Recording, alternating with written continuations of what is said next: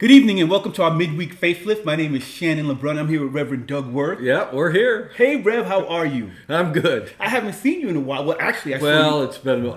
it's been all kinds of stuff for about 3 weeks. It's now. been around 3 weeks. I mean, the last time I saw you was Sunday. Yeah. At the church service. Yeah. It's nice to be seen. Yeah. I wasn't seen. I was seen, but then I got out of there. So yeah, I got out of there really quickly. I just got, I was just late and wasn't feeling my best, so I just decided I wanted to get out of there. And you forgot your glasses. I forgot my glasses. I actually didn't take a shower or brush my teeth, so it was just a big mess. But I heard people were concerned about me. Yeah. well, and that's true because normally you come in about half to 3/4 of an hour early, like the rest of us, to set up. Yeah. And we get to talk and chat, and everybody's energy kind of, you kind of feel all that out. And 15 minutes before the service, we're all saying, "Where's Shannon? Where's Shannon?" Well, I guess he's not going to show up. Mm-hmm. And then halfway through the service, there you come in. Right. But I think it was halfway. It was a little bit. You started speaking when I got there. Yeah. And so it was. I think the introduction had definitely went by. Right. As far as the musicians doing their song and right. all that stuff. Right. So, but when I got there and I saw you speaking, I was like, oh my God. I wasn't even really able to comprehend the time until I actually pulled up and I looked. And even then, I figured I still had time. But then I saw you up there, starting to talk. And I said, oh my God, I know when you're talking, that means I've missed a significant portion of the service. That's true. So I felt really bad about that. Yeah. And then, Steve Hastings, I did, it's his first time speaking. Right. No, not speaking, but his first time doing the music. Yeah, and I wasn't able to capture that, the whole thing. Right. I did capture a piece of it, but I didn't capture the beginning part of his singing, so I felt really bad about that. So. But things happen sometimes. Well, I tell you, the nice thing is that Steve volunteered, to do the music, and I thought he did a good job. And he stepped up. And the other thing you got to remember is that we're a small group. Yeah. So when one person, it can mess up everything. Yeah. And that's why we need volunteers. We need people that can actually step up to the plate and help out. Well, and the week before, I was scheduled to speak, and I'd caught that bug that was going around. And so we had Sean. We were able to find Sean to step in. So it's been a rough few weeks. Yeah. We had that bug going around, and everybody got it. Yeah. So, I mean, everybody. I went just for our audience. I mean, when COVID was going on, when COVID first hit, and it went for about 2 years, I never had so much as a sniffle. Yeah. I was really serious. Yeah, and people were dying. Yeah. And I just, nothing. And so, I got kind of cavalier about the whole thing. It ain't going to happen to me, right? Well, it did. And it wasn't fun, but we had to get another speaker and that sort of thing. Yeah. And so when you left early, there was a lot of people came up and said, well, what's going on with Shannon? Nobody knew. And the funny thing about this is that the whole talk on Sunday was about making assumptions, not make assumptions. So we all looked at one another and we said, let's not make assumptions.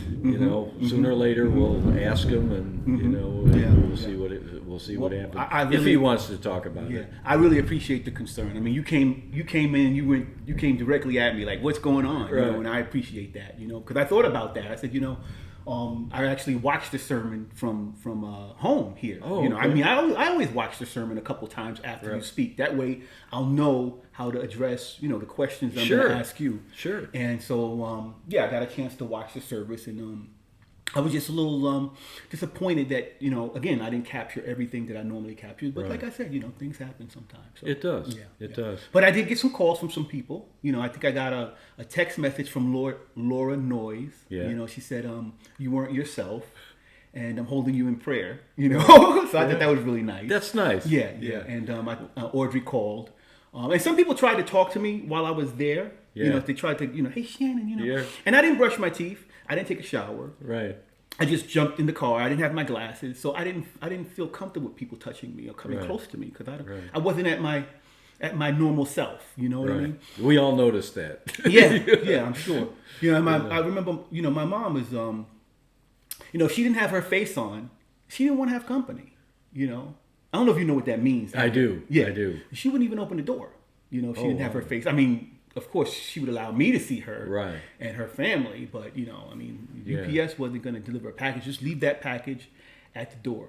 And I'll open it with a crack and bring out the hook. Yeah. And even I remember one time she we'll move on from this, but I remember one time she was having an asthma attack and she needed to go to the hospital. Oh. And she was adamant about putting her face on, her makeup on before she went to the hospital. Yeah, and I mean she wasn't doing really well. She needed to get to the hospital, but she said, "Don't call 911 until I have everything together." And so she was in that bathroom putting her face on before she got to where she felt comfortable and she could be in that space.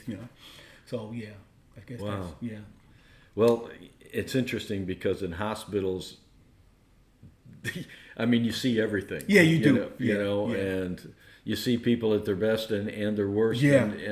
And the other thing is, the people there are trained to just look past all of that. Yeah, they are. And people that love you and care about you, or your immediate family, even your church family, you tend to. They don't care. They don't care about that. They just want to make sure you're okay. Yeah. So I really appreciate all the concern I got. Talking about assumptions. You were really one of the things I noticed about the sermon. You focused the assumptions on relationships. Yeah. Yeah. And the reason for that is typically the number one area where we bring in assumptions. Okay. And I have seen not only in Penny and I's relationship, you can see how that works for the good, and because the other person, and you can see how it can really derail things if you ask the question and you don't get the other person assumes that you should know, and then it goes sideways, and people can get hurt, with that kind of stuff, and that's where oftentimes divorces and breakups and fights and all that kind of stuff come from. It's one thing to have a disagreement. It's one thing to look at things differently within a relationship, and if there's a love base for that, oftentimes you can work it out. Now, if it's a need base, you're in trouble because you're just not doing what I think you should be doing, or what's going to help me to feel better about things. You're just not fulfilling that. So love base is very important. Yeah, so I wanted to talk about relationships, but relationships can happen in the business world too, where you're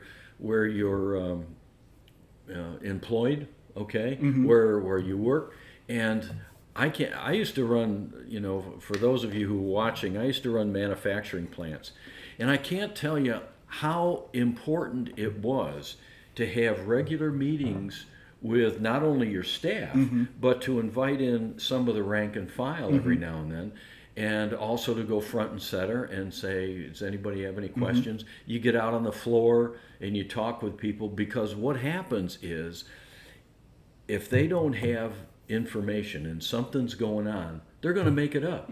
It's called MSU, make stuff up, okay?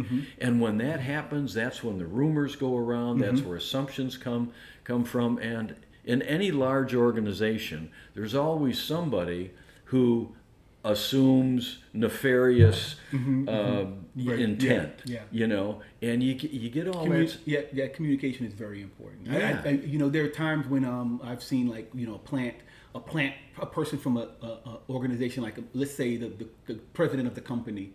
They'll take a tour of one of the plants down in Georgia. They're from Kansas, but they're going to drive to Georgia or take an airplane to Georgia. They're going to tour the plant, and they're going around the floor and they're asking the employees questions, and they really want to know the answer to those questions, and it behooves you to kind of really tell the truth. That's right. But sometimes the plant managers don't want you to tell.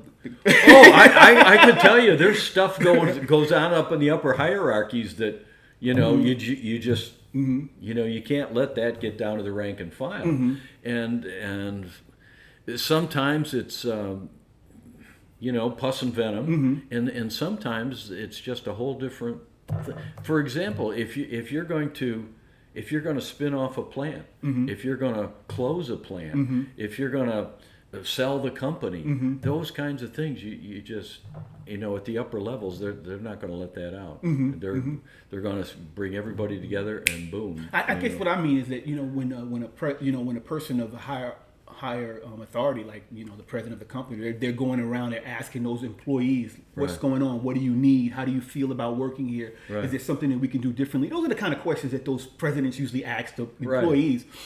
It's important for them to be honest, because it helps the president know what the culture is and what's going on. And I guess what you're saying is that just helps all relationships to just be transparent about what you need, what you want, and that changes.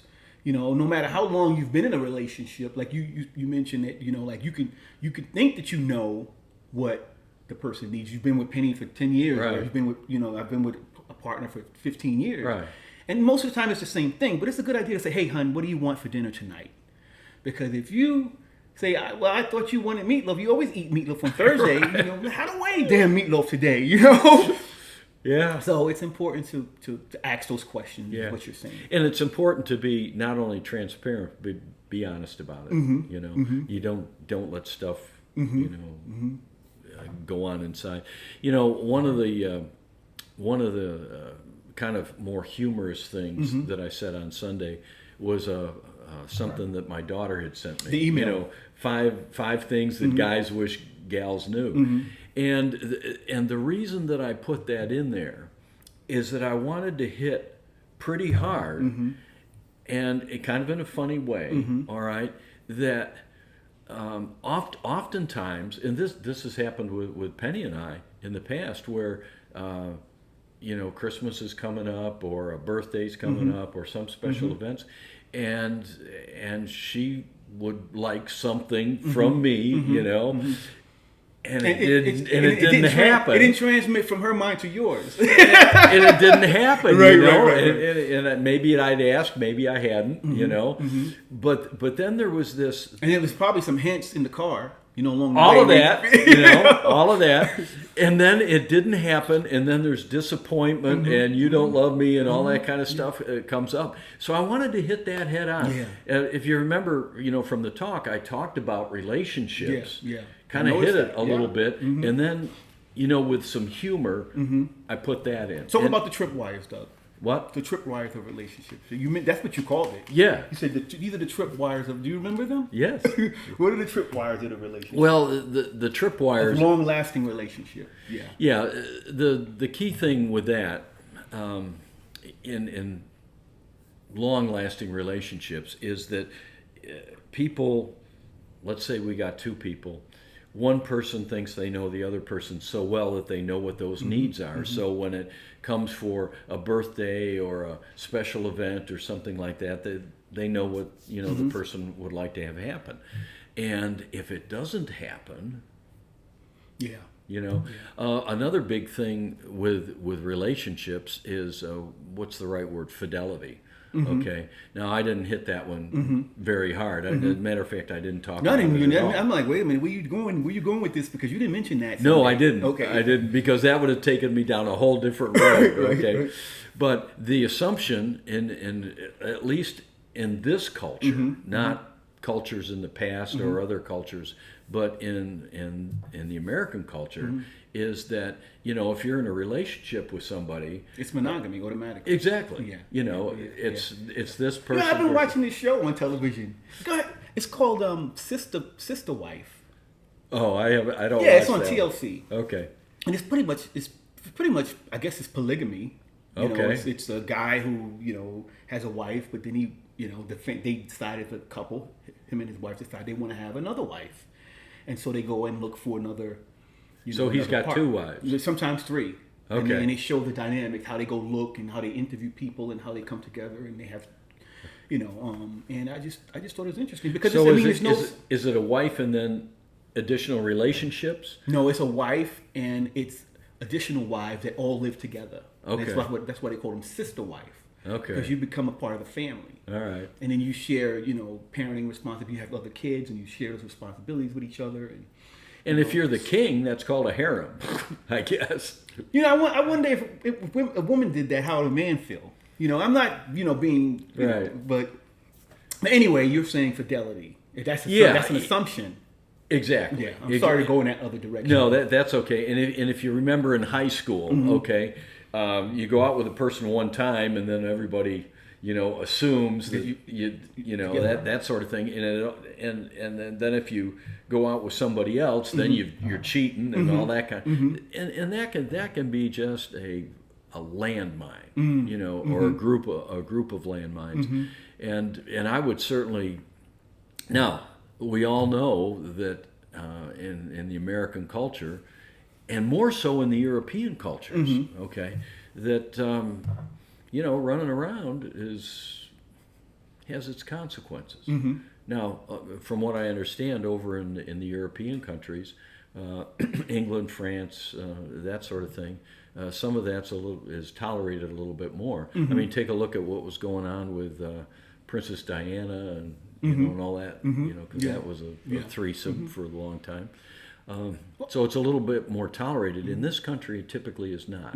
Well, I've been reading some stuff and watching some videos on marriage and stuff like that, and they say that it's a setup for. Some people believe it's really hard to it's something that's really hard for people. Asking a person to do is to be monogamous in a relationship for the rest of their life. Well, it's kind of funny. I'm not saying that. Again, I'm not saying that I'm for any of this or against it. But what they're saying is like there's some cultures, like in I want to say African cultures, where it's almost impossible to ask a man to just be with one person. It's like no, we're not doing that. That's not it's not a part of a human being's makeup. Almost a man's makeup. Well, it's interesting. It's like a forced kind of controlled thing, A lot of guys look at it that way. Not saying again that I'm for it against it. I don't want anybody, Well, I will tell you a funny story, and this happened. Oh gosh, 10, 15 years ago when I was with the church the first time, and after the service, I was talking with one of the congregants who was about my age, two guys, okay, and we're talking about the service and that sort of thing, and a very attractive woman walked by in our view, and we both kind of did one of these, right? And he looked at me, and I looked at him, and we both kind of laughed a little bit, that sort of thing. And then he looked at me and he says, it never ends, And we laughed about that, and then we went on, and neither one of us would have ever thought of cheating on our wives. Okay, that wasn't part of the equation, but there was a makeup in there. There was somewhere in the DNA where you needed to look, you needed to feel. There's an attraction, okay. So are you going to follow that, or are you not? I'll give you another story. And this is even funnier. I'm I think 17, 18 years old, and I'm driving a car, and my grandfather is sitting next to me, and my grandfather is at that time probably 70s, okay, something like that. And we're sitting in a stoplight, and this. Senior in high school, very attractive, young girl walks by, and the stoplight's up here, and so we're doing one of these, the stoplight turns green, and we're still looking this way, and by that time I'd looked over at my grandfather, and he looks at me like, "Oh, you caught me," sort of thing, and we both start laughing.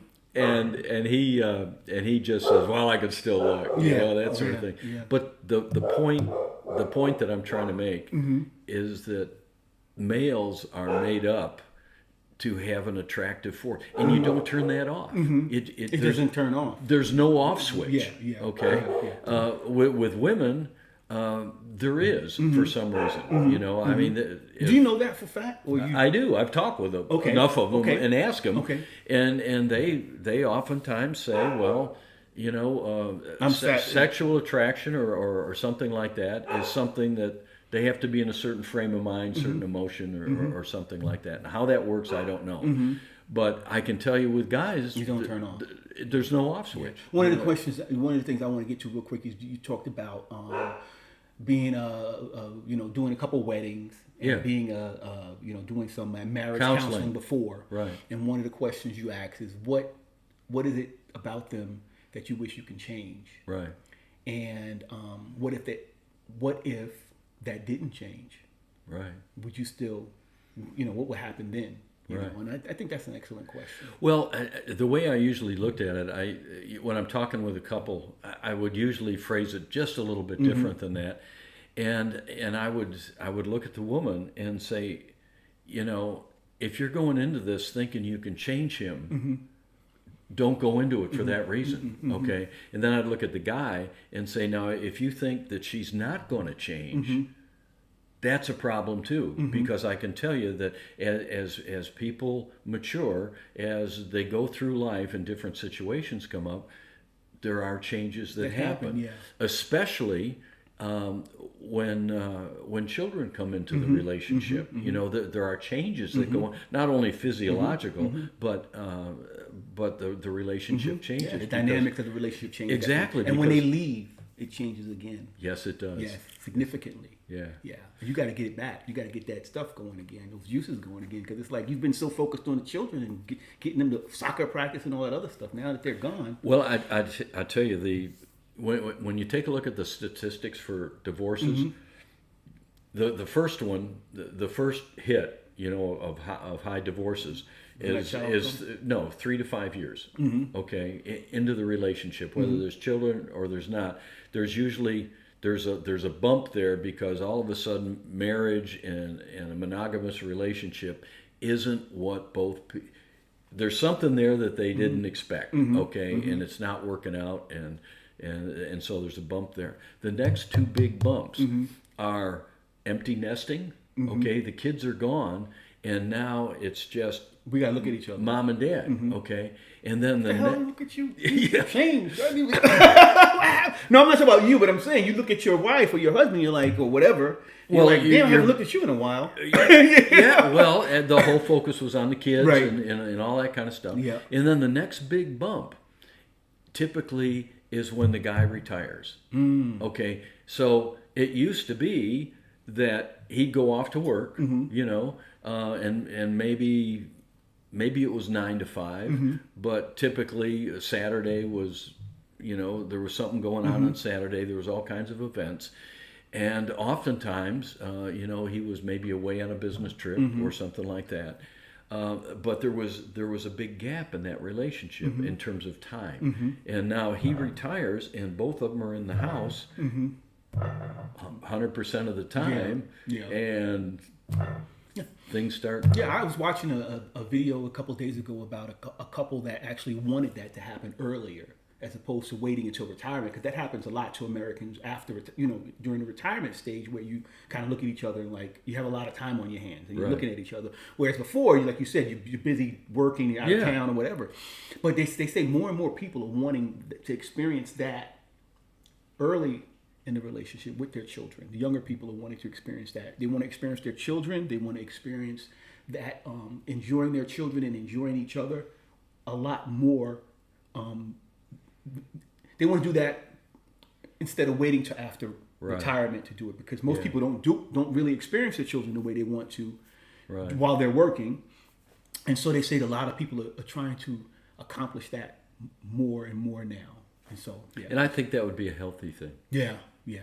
Well, what advice do you have for someone that's not in a relationship, that's looking to get in a relationship? What would you say? What advice would you give a person like me, that's looking to get into a relationship? Well, I would say the number one thing is, what kinds of things do you like to do? Okay, because Ramirez says, is his name Ruiz? Oh, Don Miguel Ruiz. Yeah, he says just look for somebody that is already fixed. I'm not fixed. That we shouldn't say fixed, because fixed means that I'm assuming that fixed is the way I want you to be. But looking to find someone that's already, compatible, as opposed to getting into a relationship with someone that you're not compatible with and hoping and forcing them to become what you want. Yeah, and that never works typically. That side of it. So the number one advice that I would give is start doing the things that you like to do. Okay, I'll just take myself. if you're an athletic person and you like to, there's certain activities you like to do. Maybe you like to hike. Maybe you like to have a dog. Maybe you, I don't know, like to go skiing or something along those lines. Then find a person that, first of all, get involved with those activities. And as you get involved with those activities, you will run across people who are also in those activities. I think one of the problems that I'm going to keep it personal on me. One of the problems that I think I had early on was that I was, the early part of my life, I'm 52 now. And I think the early part of my life, I would get with someone that was attractive. Right. You're just attractive. Okay, I want you. Right. And I don't care if you have this issue or that issue. My love for you. Right. And I'll get that'll go away eventually, I'm sure. And it never went away. Right. So I would end up being in a relationship for 3 or 4 years and then I can't do this anymore and leave. So I did a lot of that early on. But now as most guys do. But now that I'm in New Thought and I've kind of learned a lot from all of that, I realized that you have to find someone that you're more compatible with. Exactly. If I would have done that earlier, I probably would be in a relationship already. But I didn't do it earlier. I'm doing it now, and so it's taking a while. Right. And I guess that takes a while. Well, and the other thing too, the older we get, the narrower the field. Yeah. You know what I mean? Yeah. In other words, when you're in your teens and 20s, everybody's in that environment, okay? And everybody's kind of looking around, and so you've got a large field to choose from. But you get into your 40s and 50s and even beyond, and the number of people out there who are available, it diminishes. Yeah. So I would say that the number one thing you really want to do, who am I? What do I like to do?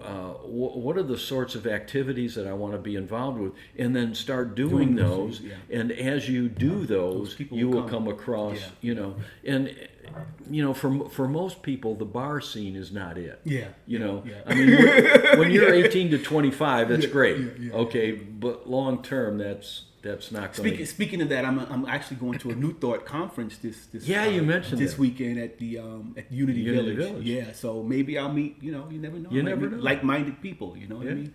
Yeah. Well, we had a situation many years ago. When I was a minister the first time, and we would go to a retreat once a year. It was called Canuga.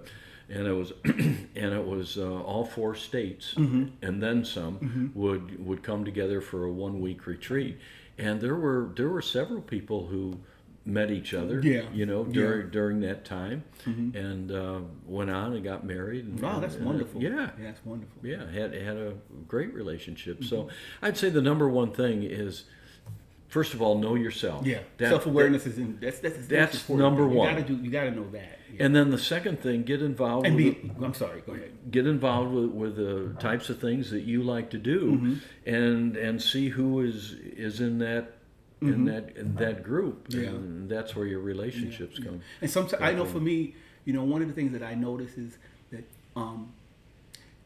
what I want, who I want, and what I want to be in that group is not always in that group. That's true. And it's like, you got to accept the fact that that's just what it is. This is a group, bro. This is what you have to choose from. You have to go with it. You know what I mean?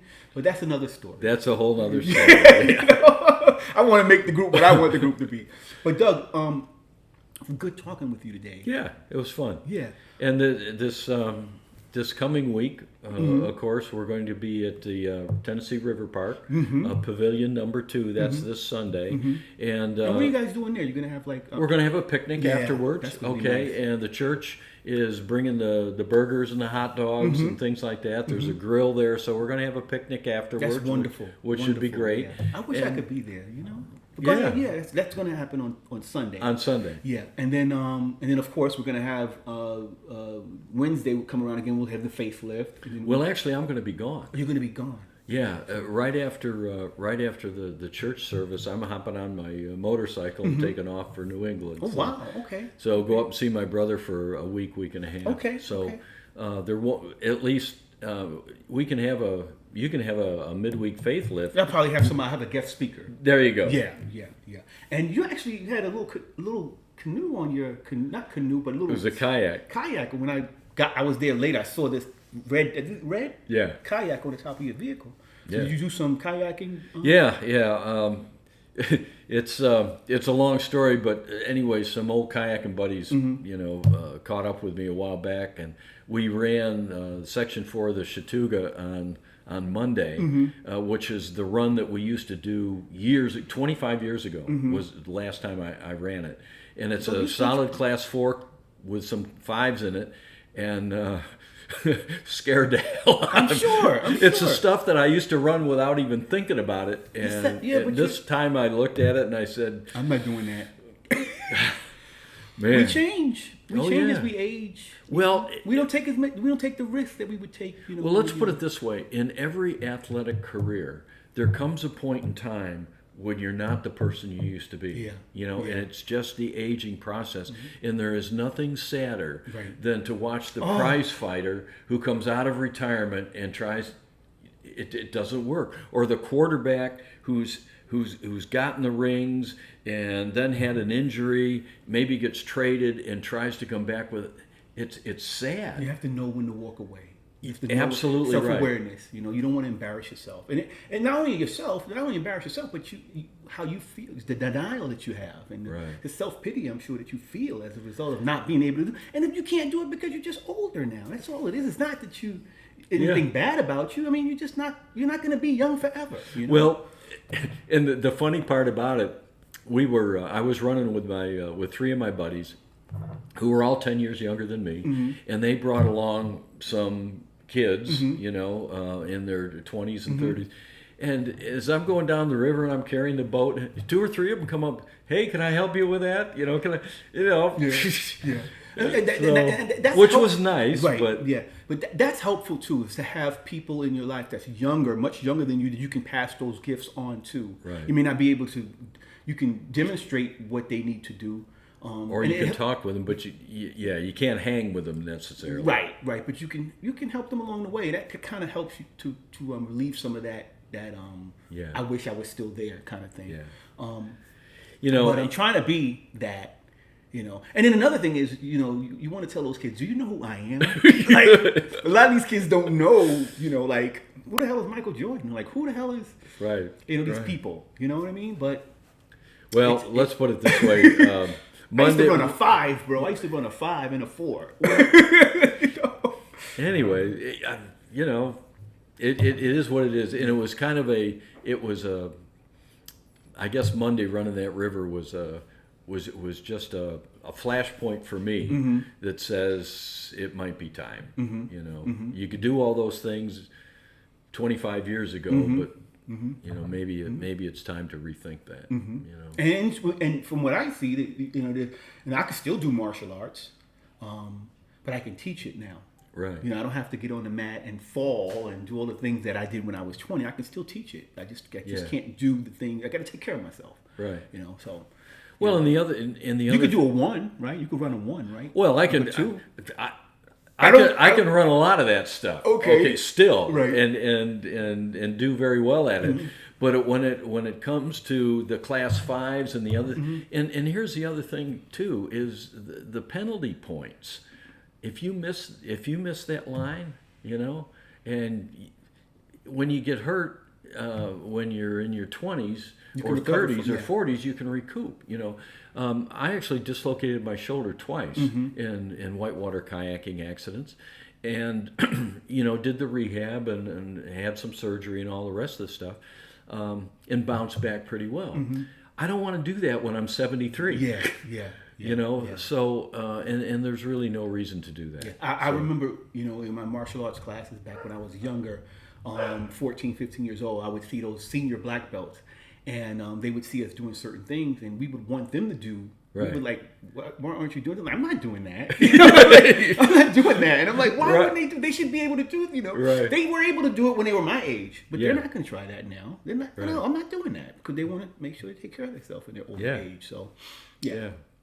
So anyways, self-awareness is the big thing. And one of the things in whitewater kayaking, people would always ask me, and I used to, I won't say train people, but I used to do training sessions with them. They wanted to get involved in things. So we do pool rolls and all that kind of thing. And they would often ask me, what's the one skill that you need, more so than any of the other ones? And I always look at them and say the number one skill in whitewater kayaking is judgment. In other words, how am I feeling today? What does the rapid require? Do I feel comfortable doing that? And if you feel confident and your skills are where they need to be, yeah, go ahead and run it. But if it's not a match, then... And I think that's what, as an older person, you can give younger people that's valuable. It's those spiritual principles. Those spiritual principles, judgment is to some extent a self-awareness kind of thing. Absolutely. And when you're young, you don't have that. And so for a senior person to say, hey, listen, judgment. Well, that's like, oh my God, to a young person. Really? Well, you get a bunch of young guys together, okay? Especially, and I'll use it in the whitewater kayaking framework. There's this testosterone that comes up. There's this macho thing. Oh, I can do it, blah, blah. And that can get you into trouble. One of the things that I can tell you is that the guy that I boated the most with in my younger days, he was an excellent boater. He was in the magazines. He was doing the first descent stuff. The guy was really good. And when we would run difficult rivers and difficult rapids, the most difficult stuff I ever ran was like 6 or 7 feet behind his boat. So whatever line he took, that was the line that I was going to, and it worked out very well. But he never ever pushed me. And what that means is occasionally we would scout a rapid before we would run it, and he would never push me to run the rapid. He would say, whatever you feel is fine. If you want to run it, watch my line, and if you think you can hit those lines and do it, great. But if you're nervous, if you're scared, if you don't want to do it, there's no judgment. Go ahead and walk it. I was running some rivers out in California, and we had run this one stretch which wasn't particularly aggressive. I mean, you needed to know what you were doing, but it wasn't that technical. And we're down at the bottom when we pulled out, just for whatever reason, and 2 guys came up to that rapid and walked it. And those 2 guys were known throughout the whitewater community as first descent guys. They were the best of the best, and they walked this rapid. And we looked at each other and said, what the heck? What's that all about? Right. And we talked with them afterwards, because down they came. They said, well, we know who you guys are. Why did you walk it? And one guy looked at us and he said, we always leave one on every river that we run. And the reason for that is so that we don't get into this macho bravado, I can do it sort of thing. We always walk one of them. We always leave one, just for that reason. Yeah, that makes sense. Yeah. So, anyways, it was fun on Monday, and it taught me a lot. And I think it's time. You're a new man. I think it's time. You're a new man. Well, I want to thank everybody for joining us. Gosh, we've gone what? 40 minutes? 40 minutes. I want to thank everybody for joining us for our midweek facelift. We'll be back next week. Well, we'll be back on. We're not going to be filming the church service on Sunday. So we encourage you to come out to the Tennessee River Park. That's over Anacola Highway. Yeah, it's by the dam. And we're going to be at pavilion number 2. Okay, so we encourage you to come out there this Sunday at 11 a.m. 11 o'clock. Yeah. Other than that, you have anything else? Nope. All right. We're good. Signing out. See ya.